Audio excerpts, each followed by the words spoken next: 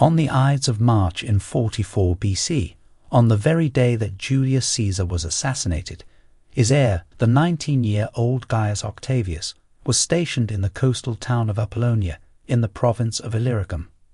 There, Octavius was busy undergoing military training as the head of the 6 legions levied by Caesar in preparation for his invasion of Dacia. Placing Octavius in the midst of the Dacian legions served 2 purposes for Caesar. It accustomed Gaius Octavius to the harshness of military life, while also allowing the young man to develop his own, purely organic relationship with the legions, grooming him for the day when Caesar would publicly acknowledge Gaius Octavius as his heir. In Apollonia, Octavius was surrounded by 3 companions, 2 that had been assigned to Illyricum by Caesar. Marcus Vipsanius Agrippa and Gaius Salvidienus Rufus both had fought under Caesar in Hispania, sharing in the dictator's defeat of Titus Labienus and Gnaeus Pompeius the Younger, which brought an end to the long war between the Caesarians and the Pompeians. As happened for many families during the Civil War years, the Vipsanii found themselves fighting on opposing sides. Marcus Agrippa's older brother, Lucius Agrippa, had joined the staff of Marcus Porcius Cato, where he had fought against Caesar in Africa, and was captured following the Battle of Thapsus. Agrippa, who at the age of 17 was a study companion of Gaius Octavius, also only 17, begged his friend to approach the dictator and intercede on his brother's behalf. Sometime between the Battle of Thapsus, in April of 46 BC, and the Battle of Munda, in March of 45 BC, Octavius asked his great-uncle to show clemency to Lucius Agrippa, and his uncle Caesar obliged. For his role in winning his brother's freedom, Marcus Agrippa became a loyal supporter of Octavius and of the Caesarians and fought for Caesar at Munda. Though we know less about the early life of Gaius Salvidienus Rufus, it is probable that his family rose to some prominence through the sponsorship of the Pompeius Rufus clan, who hailed from Picenum.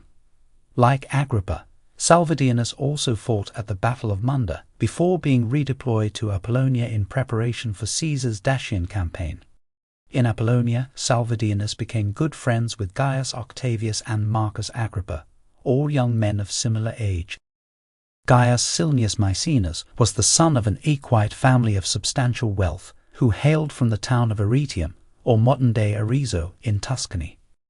Maecenas' clan, the Silnii, claimed to be descendants of the Etruscan kings who reigned prior to the rise of Rome. Not a military man like Agrippa and Salvidienus, Gaius Maecenas was more bookish, cut from the same cloth as Cicero, and thus likely served Apollonia's legions in some clerical capacity. By the end of March of 44 BC, Caesar, who was expected in Apollonia following a March 18th departure from Rome, had still not arrived. In his place came a letter. The letter which arrived for Gaius Octavius brought incomprehensible news from his mother Attia. Caesar, Rome's dictator, his uncle, was dead. In Attia's distressing dispatch to her son, she advised him to come to Rome, warning him to use side roads so as to avoid any danger should the plot to assassinate Caesar be extended to his family members as well. His legion officers in Apollonia, on hearing the shocking report, recommended that Gaius Octavius head to Macedonia and take refuge with the legions stationed there.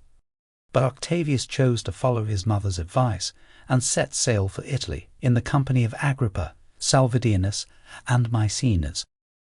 Gaius Octavius arrived at an obscure Calabrian port named Hydruntum and stayed in the town of Lupii, where he received further news regarding the events which had followed the murder of Caesar. Revealed within a dispatch from his stepfather, Lucius Marcius Philippus, Gaius Octavius learned of several happenings. The Senate, led by the consul Marcus Antonius, had entered into a pact with Caesar's assassins. Antonius had betrothed his daughter to the son of Marcus Aemilius Lepidus. Lepidus had been elected Pontifex Maximus, the priestly office which belonged to Gaius Octavius by inheritance, and of the arrival in Rome of a rabble-rousing Marius Pretender who had been exposed and executed. From his stepfather, Octavius also learned of his own adoption into the Julii, making him the legal son of the late dictator. Accompanying all these updates, Philippus also urged Octavius to return to Rome, but only as a private citizen.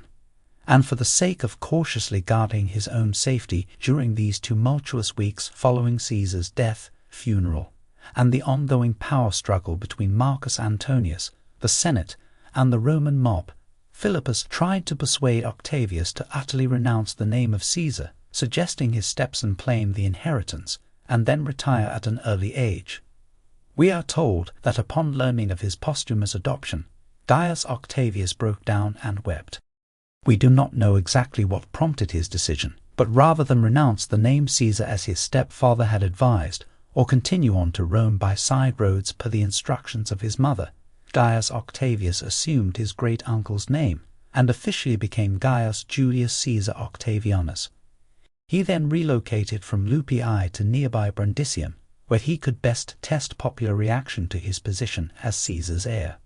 Introducing himself as the son of Caesar to the legions who had been stationed in Brundisium in readiness for being transported to the east, he was greeted enthusiastically. But enthusiastic legions needed a reason to remain enthusiastic.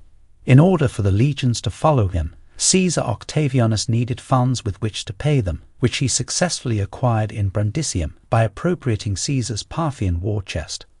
With 750 million sesterces, or approximately 30,000 talents of silver, Rome's new Caesar could now afford to pay 500 denarii to any legions who followed him.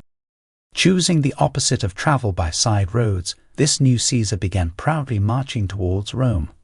Passing through Caesarean settlements and colonies, Caesar Octavianus was able to add more legions and supporters to his growing train of followers.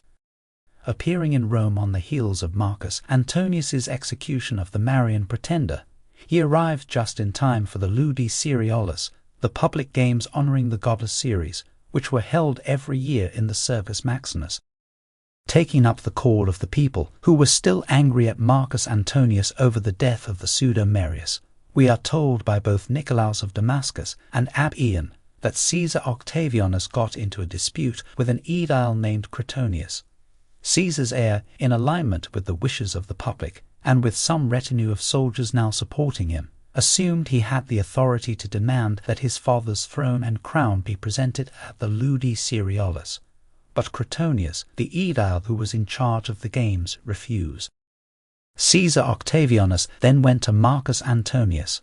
After congratulating Antonius on his memorable eulogy of Caesar, he proceeded to criticize the consul for not leveraging the opportunity to avenge Caesar's death.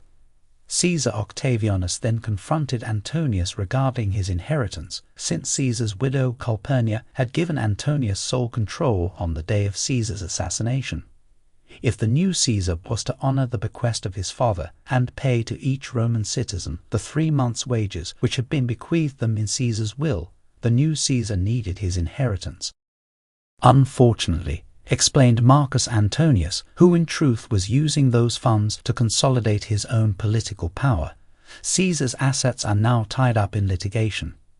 Many had filed claims against Caesar's estate, citing as grounds that they had been illegally stripped of their own wealth and properties by the dictator. With Caesar's will and estate now tied up in the courts, Antonius made it clear that Caesar Octavianus would have a long wait before any monies were liquidated.